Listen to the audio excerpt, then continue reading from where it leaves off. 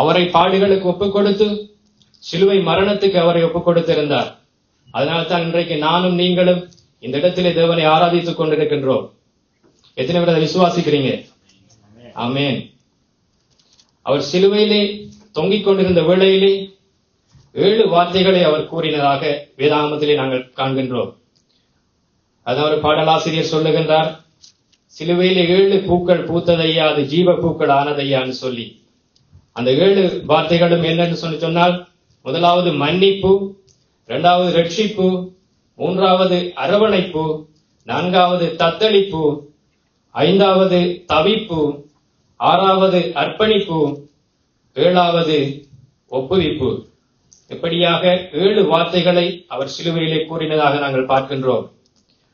அந்த 7 வார்த்தையிலே முதலாவது வார்த்தையாக மன்னிப்பு காணப்படுகின்றது. எங்கள் எல்லாருக்கும் இந்த காலகட்டத்திலே மிகவும் ஒரு கஷ்டமானது ஒரு காரியம் மன்னிக்கிறது.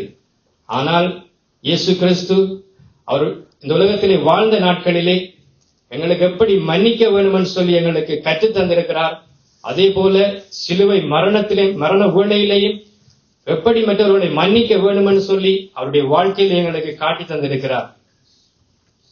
ஆகவே லூக்கா எழுதின சுவிசேஷம் 23ஆம் அதிகாரம் 34ஆம் வசனத்திலே இப்படியாக கூறப்படுகின்றது, அப்பொழுது இயேசு, பிதாவே, இவர்களுக்கு மன்னியும், தாங்கள் செய்கிறது இன்னதென்று அறியாதிருக்கிறார்களே என்றார்.